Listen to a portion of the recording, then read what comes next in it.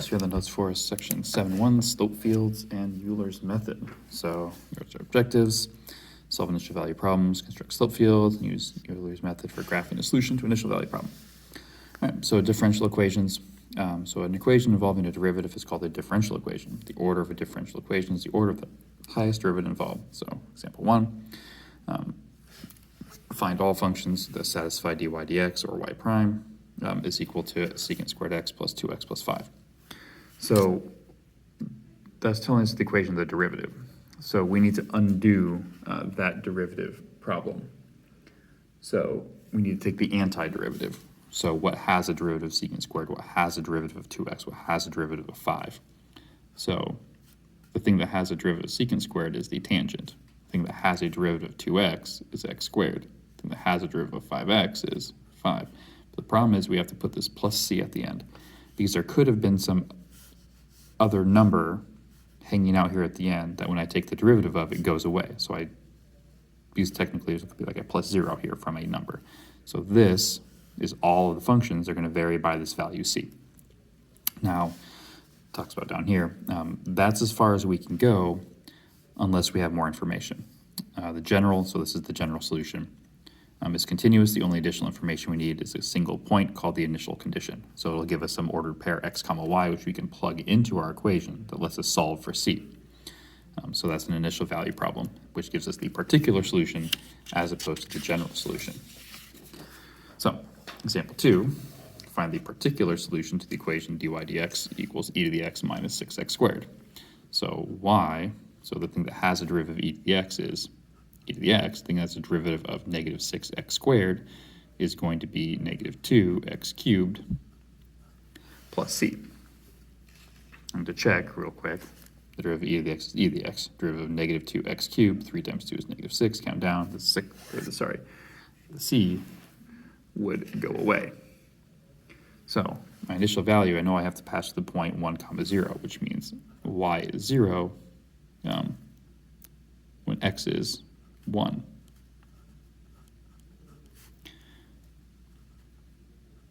So e to the first minus 2 plus c. So the value for c is equal to, well, here we'll do some little math for, so this is e minus 2 plus c. So bring it across, 2 minus e is equal to c. So the equation is y equals e to the x minus 2x cubed plus this stuff, plus 2 minus e. So this equation has a derivative of this and will pass through that point. So satisfy all its conditions. So example 3, find the particular solution to the differential equation x minus secant squared x, y is 3 when x is 0. So take the antiderivative. The thing that has a derivative of x is half x squared. The thing that has a derivative of the secant is the tangent. So this is my, plus c, my general solution. So y is 3 whenever x is 0. So all the x's become 0, the y becomes 3. So 3 equals 0 minus 0 plus c, so c is equal to 3. And then to get the particular solution, you just plug your c value back in. So half x squared minus tan x plus 3. So this equation will have a derivative that is equal to that and will pass through that ordered pair, 0 comma 3. So, all right, 4. Now this one is tricky because that does not have a nice antiderivative. So what we can do, however, is fool the problem. Since we don't know how to take the antiderivative, we leave it like this. So,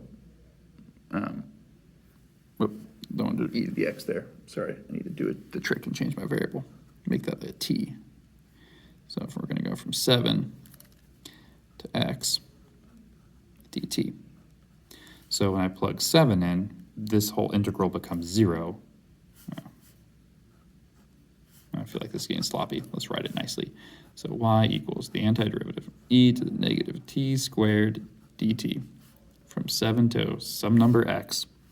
So when x is 7, this whole integral becomes 0, because if your bounds are the same, the whole thing disappears, which means I just need to put a 3 here at the end. Now this isn't nice and clean like this, but we can still solve this using a calculator or something like that. So if you see something you're not sure how to take the antiderivative of, you can use the integral symbol. Your x value becomes the bottom bound up to x, change your variables to t, and then just slap your y value down here at the end. All right, so 5, graph the family of functions that solve the differential equation dy dx equals cos x. Well, so y, the antiderivative of cosine is the sine, you have to tack a plus c on the end. So if you look at the graphs, so here's your sine function. So I'm going to trace it backwards a little bit. Now, plus c just actually moves the graph, that's really bad, up and down. There we go. And there's essentially something like that. So there's just the sine curves moved up and down. We don't know which one it is because we don't know what point it passes through. Okay, which brings us to what's referred to as slope fields. So slope fields, so since the differential equation gives the slope at any point, we can use that information to draw a small piece of the linearization at that point. Because remember, if you zoom in super far, every curve can be represented essentially by a line, which approximates the solution to the curve that passes through that point. Repeating the process yields a slope field. So construct the slope field for the differential equation. So we know that when x is 0, the cosine of 0 is 1. So any place on this essentially would have slopes of 1. Okay? So when we're going to pick easy values, so we'll do like, let's see here. What's another one? Like pi over 2. So at pi over 2, the cosine has a value of 0. So we'll call this guy pi over 2, which means everywhere above pi over 2, I get nice horizontal lines. At pi, the cosine's value is -1. So this little sections of slope -1. At negative pi, the slope is 0 again. And at this is negative pi over 2. At negative pi, the slope is -1 again. So if you trace along this, you'll notice you get the sine curve. So there's your sine curve. There's one down here. So that's how a slope curve is generated. Okay. So 7 here says use a calculator to construct the slope field for the differential equation dy dx equals x plus y and sketch the curve particular solution that passes through the point to 0. So I'm not going to go through using the slope field necessarily, but let's see here how to phrase this best. So like this. So for example, what you're going to do is essentially pick ordered pairs and use that to construct, a slope field. So at 0, 0, the slope is 0, so it's horizontal. At 0, 1, so if x is 0, y is 1, the slope is 1. At 0, 2, the slope is 2, and then 3. So at -1, the slope is going to be -1. At -2, 0, the slope is -2, and then -3. Over here at 1, 0, the slope is 1. So you can actually keep repeating this process to actually fill in. So at 1, 1, the slope is 2, so on and so forth, to fill in the slope field. It's tedious without a calculator, but I don't want to pull up the program and everything. We can talk about that in class if we need to. But what you would do is, so through 2, 0, so I'd have to pick the curve.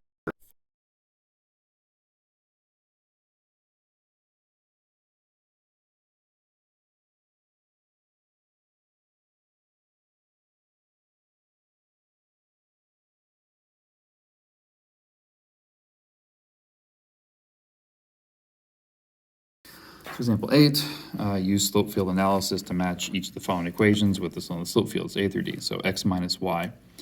So that means whenever I'm at a matching pair like 2, 2, 3, 3, 4, 4, the slope has to be 0. So let's see here. Has a slope of 0 at matching pairs. I think that looks like that would be B. So that one would be B. Because if you look, let's see here. you've got, so on this diagonal, there's all these slopes that are 0, and at -10, -10, and at 10, 10, 0. So x times y. So that means like at the point 1, 1, it has to be 1, but at the point 2, 2 would be 4, so on and so forth. So you would get steeper and steeper as you go. So that's going to probably be this one, because you notice the lines get super steep very quickly along, sorry, you can't see the graph, along x equals 0, the slopes are all 0, and along y equals 0, the slopes are all 0, because either of those values will make this expression 0. At 1, 1, the slope is 1, because 1 times 1 is 1. At -1, 1, the slope is -1. So this one is D. So I only got A and B left. So x over y and y over x. So let's see here. Actually, you can kind of cheat here. So y over x is undefined when y is 0. So if you look at these two equations, this graph has no values when y is 0. So this one has to be A. And the reverse is true for this one. This graph has no values when x is 0. So this one has to be B. Okay, so Euler's method. So you begin at some point xy specified by the initial condition. This will be on the point of the graph as required, because you have to go through your initial point. So use the differential equation to find the slope of that point. Then you increase x by a small amount called delta x. Increase y by a small amount, delta y, where delta y is equal to the derivative times delta x. This defines a new point that lies along the linearization. Use the new point, return to step 2. So then you keep on repeating this process. So example 9 says let f be the function that satisfies the initial condition. Example 7, that is dy dx equals x plus y, and f of 2 is equal to 0. Use Euler's method in increments of delta x equals 0.2 to approximate f of 3. So here we go. So let's see here. So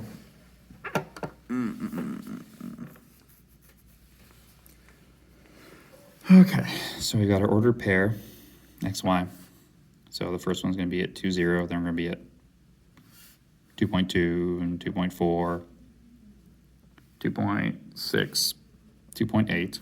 So those are x values. So I don't know my y values yet. We'll fill those in later. So dy dx is equal to x plus y. So over here it's going to be 2. So delta x is always 0.2, tells us what it is.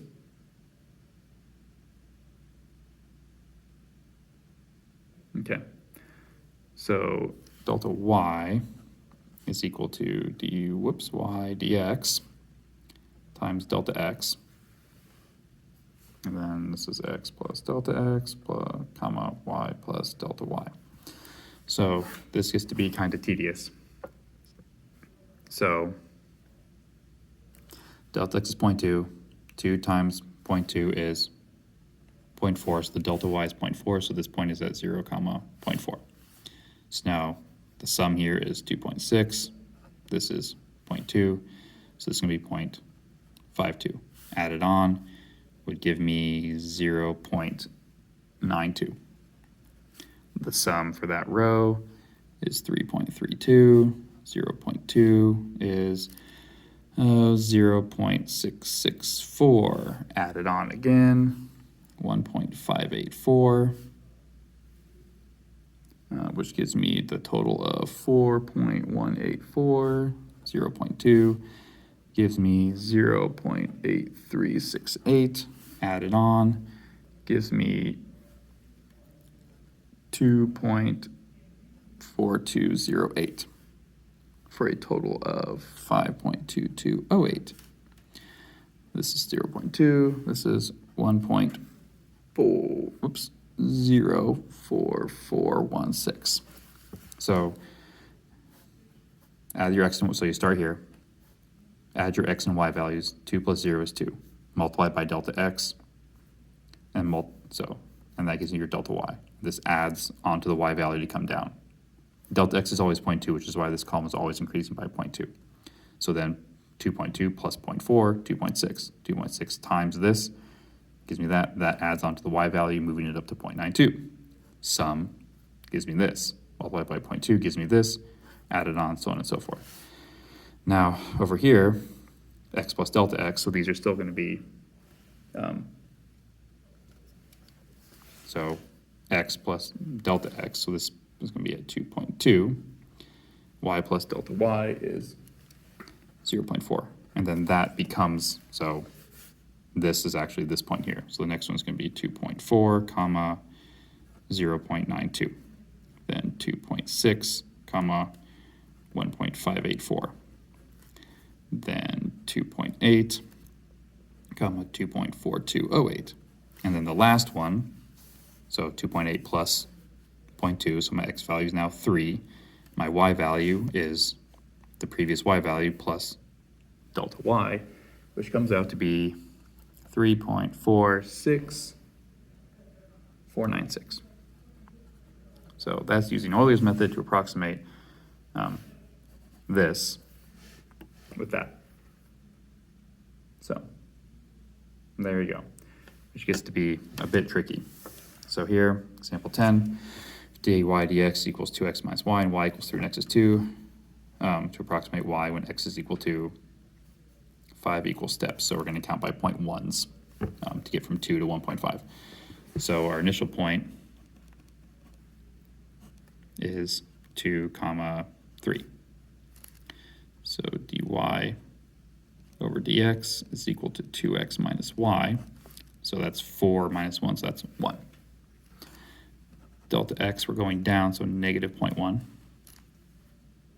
So the delta y value is equal to dy dx times delta x. So that's going to be negative 0.1. So my new x value and my new y value are 1.9, 2 plus that, 3 plus that, comma 2.9. So there's my delta x, delta y. And this becomes my new starting value. So 2x, so 2 times 1.9 minus 2.9 is 0.9. This is always the same thing. So the product here is negative 0.09. And over here, our values are 1.8. It's just counting down by a tenth, comma 2.81. So then this becomes my new start value. So work that out, and that gives me 0.79. This is always that, which is negative 0.079, which gives me 1.7, comma, whatever the y value comes out to be, 2.731. Sorry, I did a lot of calculations ahead of time, so I don't have to spend a lot of time on my calculator, which then rolls over down here. So this value comes out to be 669, that's still that. Whoops, I don't need that equal sign there. Negative 0.0699, so 1.6, comma, 2.6641. Roll it over. Find 2x minus y, 0.5359 times that, because it's the same number every time, negative 0.05359, and then 1.5, which is our goal, comma, and the y value is 2.61051. So that's the y value when x is 1.5. So it's kind of tedious to get through, but it would work. And that looks like it is the end of the section.